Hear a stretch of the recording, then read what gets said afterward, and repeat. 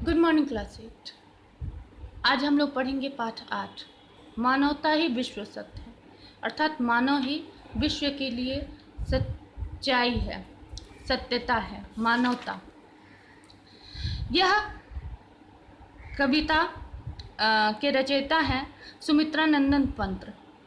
सुमित्रा नंदन पंत का जन्म अल्मोड़ा जिले के कोसानी गांव में 20 मई 1900 में हुआ था। इन्हें प्रकृति का कवि कहा जाता है, अर्थात ये प्रकृति के ऊपर बहुत कविताएं लिखते थे। इन्हें 1961 में पद्म भूषण और 1968 में ज्ञानपीठ पुरस्कार प्राप्त हुआ।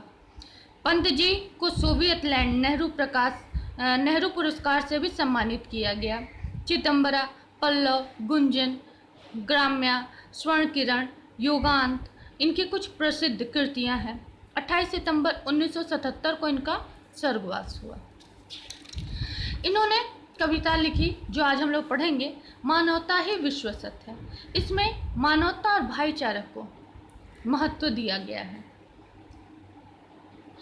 इस कविता में कवि सुमित्रा नंदन पंत ने मानवता, विश्व बंधु, सद्भावना और सहयोग पर बल दिया है। इनकी इच्छा है कि सभी मिलकर उन्नति करें और यह अणुयुग, इस छोटे से युग को धरती पर स्वर्ग लाने में महत्वपूर्ण भूमिका निभा दे। अर्थात सभी लोग मिलकर जब कोई किसी काम को करते हैं तो वह काम बहुत ही सरल और सुगम हो जाती है।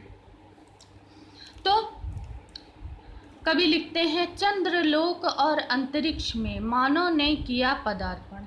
अर्थात मनुष्य अब चंद्रलोक तक पहुंच गया है, चांद, मंगल, अंतरिक्ष में पहुंच गया है। वहाँ मनुष्य का पदार्पण हो गया है, अर्थात मनुष्य ने अपना पैर वहाँ रख दिया है। छिन्न हुए लो देश काल के दुर्जय बाधा बंधन।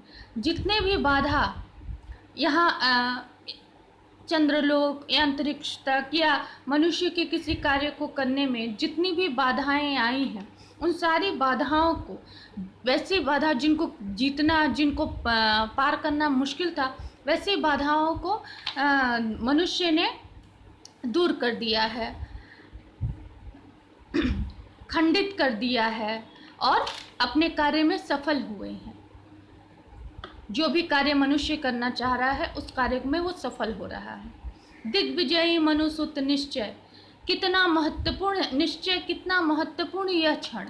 भेदभाव विरोध शांत कर निकट आए सब देश के जन। हे दिग्विजयी, यहाँ कवि हमें मनुष्य को संबोधित करते हुए तथा हमें संबोधित करते हुए कह रहे हैं, हे दिग्विजयी। दिग्विजयी अर्थात सभी दिशाओं को जीतने वाले। मनुष्य यानी मनु के पुत्र। माना जाता है कि हम लोग मनु के संतान हैं। क्यों?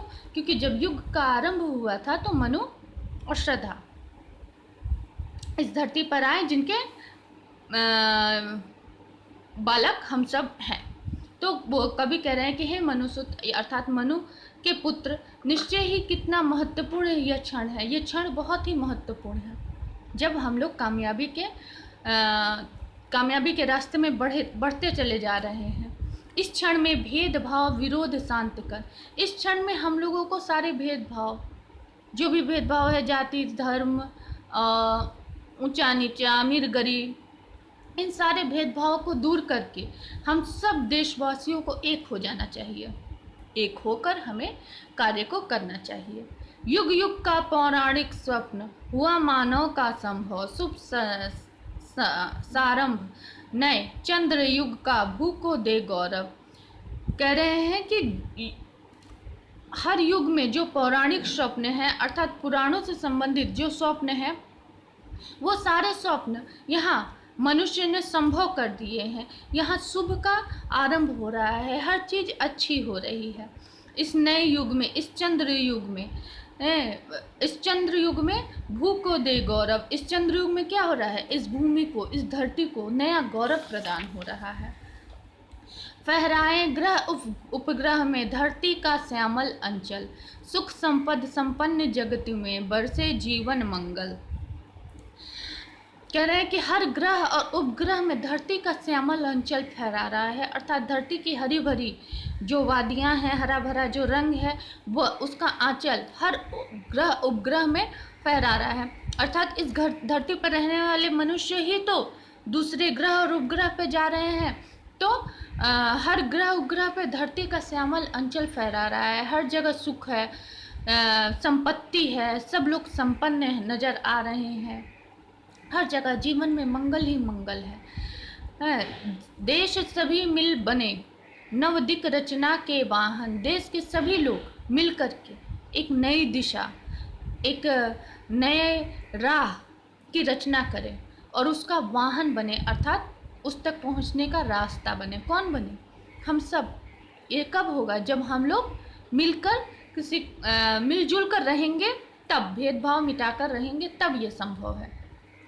जीवन पद्धतियों के भेद समन्वित हो विस्तृत मन।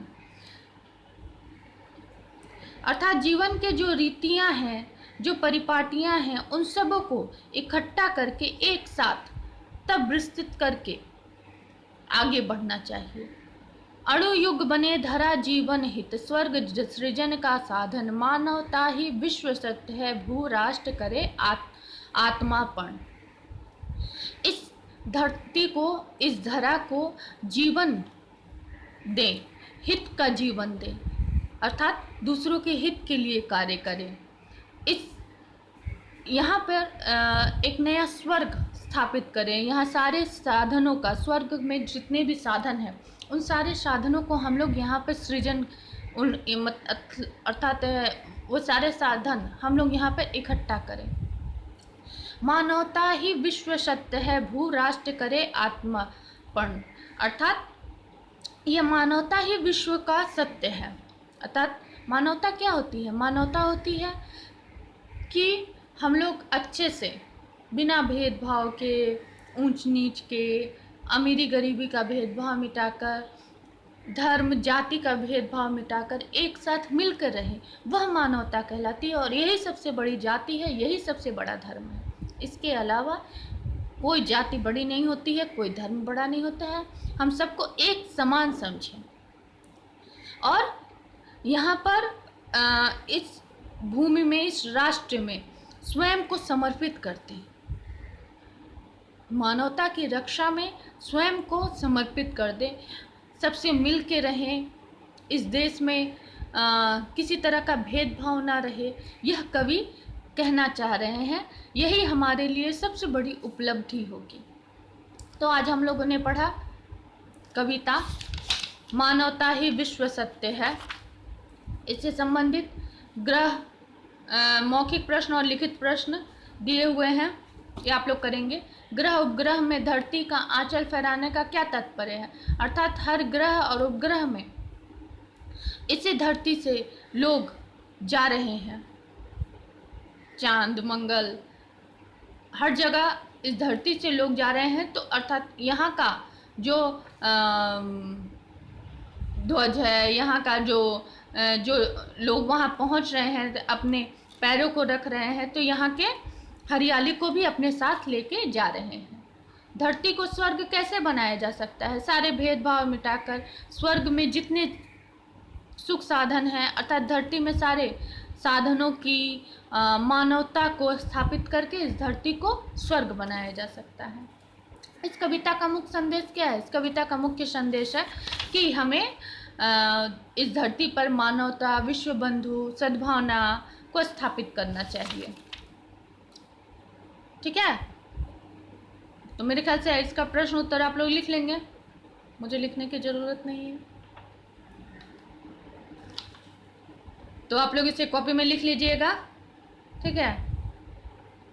यहाँ पे दिया हुआ है, कविता से वे पंक्तियाँ चुनकर लिखिए जिनके अर्थ नीचे दिए हुए हैं। अंगा नंबर, देश और काल से अविजित बाधा बंधन टूट गए।